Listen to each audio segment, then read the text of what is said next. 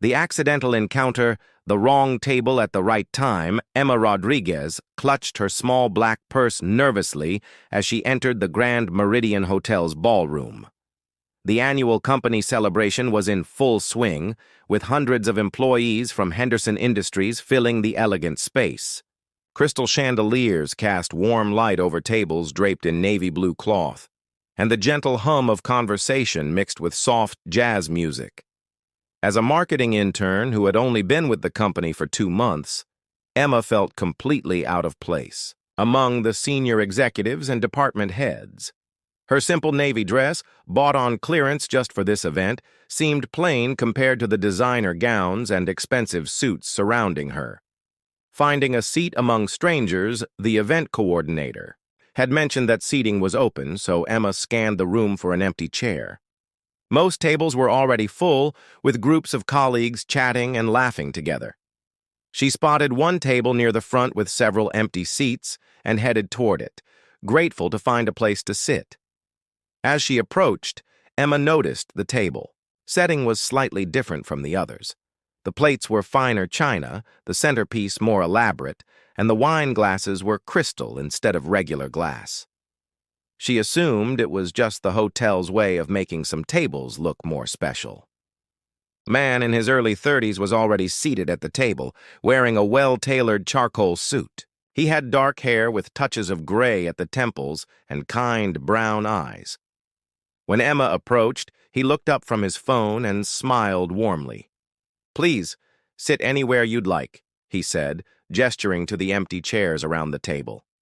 "Thank you," Emma replied, choosing a seat across from him. "I'm Emma Rodriguez from the marketing department." "Nice to meet you, Emma." "I'm James," he said simply, not offering his last name or department. An honest conversation begins as the appetizers were served. Emma found herself relaxing in James's company. He seemed genuinely interested in her thoughts and asked thoughtful questions about her experience at Henderson Industries. Unlike many people she had met at company events, he didn't seem to be networking or trying to impress anyone. "So, what do you think of the company so far?" James asked, cutting into his salmon. Emma hesitated for a moment, then decided to be honest. "Well, it's a great opportunity for me, but I have to say, some of the marketing strategies seem pretty outdated. The company has this amazing product line, but the advertising feels like it's stuck in the past." James raised an eyebrow with interest. "How so?" "Take our social media presence," Emma continued, warming to the topic. "We're barely using Instagram or TikTok, and our Facebook posts look like they were written by someone's grandfather. No offense to grandfathers, but we're missing our target demographic completely." James chuckled. "That's a pretty specific observation. What would you do differently?" Speaking truth to power. Without knowing it, Emma's passion for marketing took over, and she forgot her usual nervousness. "I'd start with authentic storytelling. Our products solve real problems for real people, but our ads make everything sound like corporate speak. And don't get me started on those cheesy stock photos we use everywhere." "Cheesy how?" James asked, clearly amused. "You know, those pictures of people in business suits pointing at charts and grinning like they've never been happier to discuss. Quarterly projections. It's so fake that it makes me cringe," Emma said, gesturing with her fork. James nearly choked on his wine, coughing slightly as he tried not to laugh out loud. "That's quite an image." "I mean, when was the last time anyone got genuinely excited about a pie chart?" Emma continued. "We should be showing our products in action, telling stories about how they've helped customers, creating content that people actually want to share." The plot thickens as the evening progressed. Emma found herself sharing more of her ideas with James. He listened intently, asking insightful questions and encouraging her to elaborate on her suggestions. She was surprised by how easy it was to talk to him, and how he seemed to understand the challenges she saw in the company's approach. "You have some really innovative ideas," James said as the main course was cleared away. "Have you shared these thoughts with your supervisor?" Emma shook her head. I'm just an intern. I don't think anyone would take my suggestions seriously. Besides, making changes to established marketing strategies probably requires approval from way up the corporate ladder. You might be surprised, James said with a mysterious smile. Sometimes the best ideas come from unexpected places. As the evening wound down, Emma felt grateful for the chance encounter. She had expected to spend the gala sitting alone at a table full of strangers, but instead she had enjoyed one of the most engaging conversations she'd had since starting at Henderson Industries. Little did she know that her honest critique and innovative ideas had just been shared directly with the one person who had the power to implement every single suggestion she had made. The real surprise was yet to come: the revelation and consequences. The morning after reality, Emma arrived at work the next morning with a spring in her step, still energized from her conversation with James at the gala. She had spent the weekend thinking about their discussion and even jotted down some additional marketing ideas in her notebook. As she settled into her small cubicle in the marketing department, her supervisor, Christine Park, approached with an unusual expression on her face. "Emma, I need you to gather your notes and come with me," Christine said, her voice carrying a tone Emma had never heard before. "Mr. Walsh from HR wants to see you immediately." Emma's stomach dropped. David Walsh was the director of human resources, and interns typically only met with him if something had gone seriously wrong. She quickly grabbed her notepad and followed Christine through the maze of cubicles toward the executive floor. The walk of uncertainty as they rode the elevator to the 20th floor, Emma's mind raced through possible reasons for the meeting. Had she made a mistake on a recent project? Had someone complained about her work? The gala had gone well, or so she thought, but maybe she had unknowingly violated some company policy.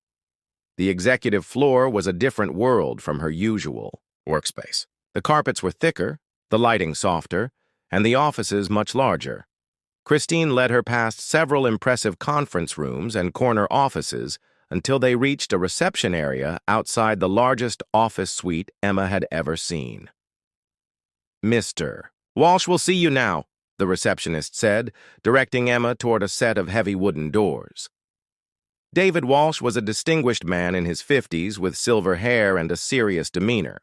He gestured for Emma to sit in one of the leather chairs facing his desk, while Christine remained standing near the door. "Miss Rodriguez," Mr. Walsh began, consulting a file on his desk. "I understand you attended the company gala last evening." "Yes, sir," Emma replied, her voice barely above a whisper. "The unexpected truth emerges. And I'm told you had an interesting conversation with another attendee," Mr. Walsh continued. "Can you tell me about that interaction?"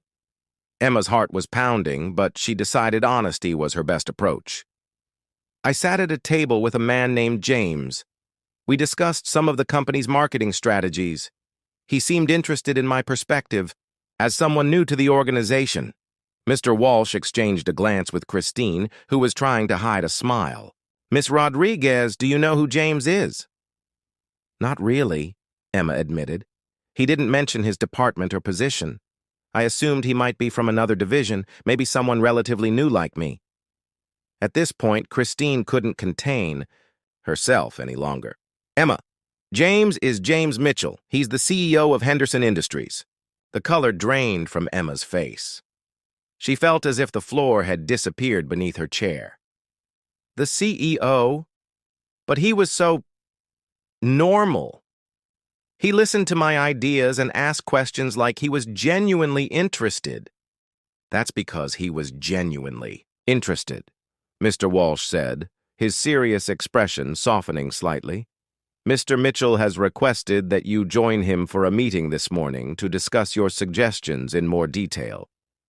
Processing the impossible, Emma sat in stunned silence, for several moments trying to process this information. The friendly man who had made her feel so comfortable, who had encouraged her to share her thoughts freely, was the most powerful person in the company. She had criticized marketing strategies that he had ultimately approved, suggested changes, to systems he had implemented and spoken with a casualness that she never would have used if she had known his identity. "Am I in trouble?" Emma finally managed to ask. "Quite the opposite," Mr. Walsh replied. "Mr. Mitchell was impressed by your insights and your passion for the company's success. He wants to explore some of your ideas further." Christine stepped forward. "Emma, this is an incredible opportunity. The CEO doesn't typically request meetings with interns, but your perspective at the gala clearly made an impact, preparing for the unexpected." 20 minutes later, Emma found herself sitting in the reception area outside James Mitchell's office, clutching her notebook and trying to calm her nerves. The receptionist, a kind woman named Patricia, had offered her coffee and assured her that Mr. Mitchell was looking forward to continuing their conversation. When the office doors opened, James emerged with the same warm smile he had worn at the gala.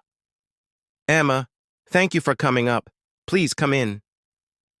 His office was impressive but not intimidating, with floor-to-ceiling windows overlooking the city, comfortable seating areas, and walls lined with awards and photographs from company milestones. James gestured toward a small conference table, rather than his imposing desk. "I hope you're not too shocked by yesterday's revelation," he said as they sat down. "I have to admit, it was refreshing to have a conversation where someone wasn't trying to tell me what they thought I wanted to hear." Emma felt her cheeks burning with embarrassment. "Mr. Mitchell, I'm so sorry for the things I said. If I had known who you were, I never would have been so critical of the company's strategies." A different kind of leadership. James held up a hand to stop her apology.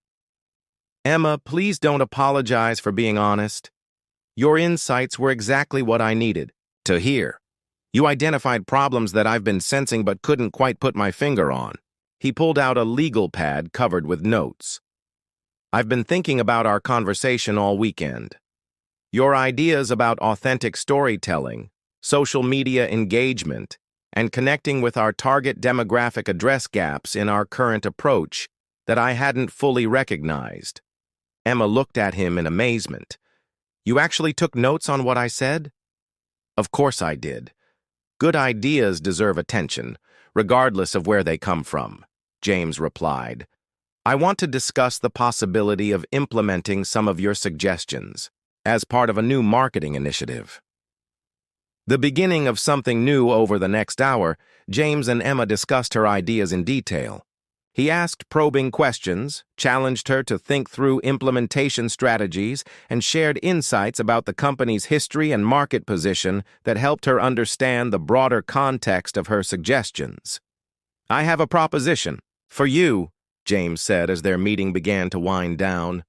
"I'd like you to work directly with our senior marketing team to develop a pilot program based on your ideas. It would be a significant additional responsibility, but I believe you're ready for the challenge." Emma's eyes widened. "You want me to work with the senior team? But I'm just an intern." "You're someone with fresh eyes and innovative thinking," James corrected. "Those qualities are more valuable than years of experience doing the same things the same way." As Emma left James's office that morning, she felt as if her entire world had shifted. The accidental conversation at the gala had opened doors she never could have imagined, and the CEO who had seemed so approachable and normal was proving to be exactly that, even in his own office. The real journey was just beginning. Growth and New Beginnings, the pilot program. Launched 3 weeks after her meeting with James Mitchell, Emma found herself standing in the main conference room presenting her marketing proposal to a room full of senior executives. The irony wasn't lost on her that just a month ago she had been afraid to speak up in team meetings with her fellow interns. "Our target audience isn't responding to traditional advertising because they can sense authenticity from a mile away," Emma explained, clicking to her next slide. "Generation Z and younger millennials want to see real stories, real people, and real solutions to problems they actually face." Thomas Rivera, the head of marketing, leaned forward with interest. "Emma, walk us through the social media component. Again." How do we maintain brand consistency while allowing for this more authentic approach? Emma felt a surge of confidence as she answered his question, drawing on research she had conducted over the past weeks. James sat at the far end of the table, occasionally nodding but mostly letting her handle the questions independently. Building professional relationships. After the presentation, several team members approached Emma with follow-up questions and suggestions.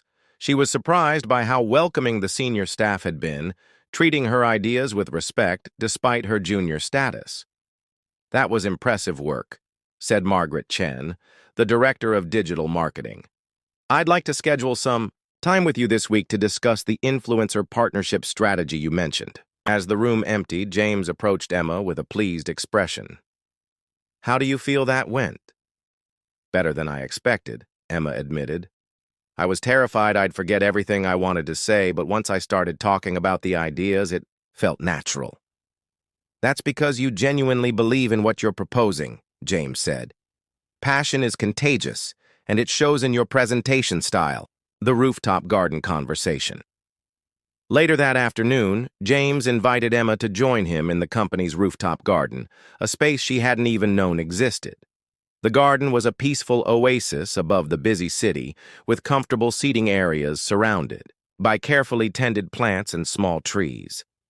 "I wanted to talk to you about something," James said as they sat on a bench overlooking the skyline.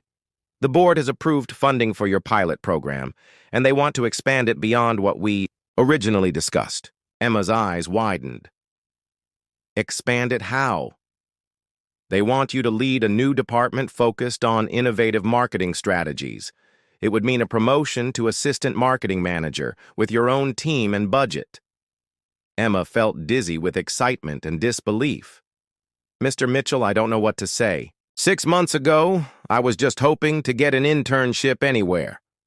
Now you're offering me a management position? Personal connections. Deepen.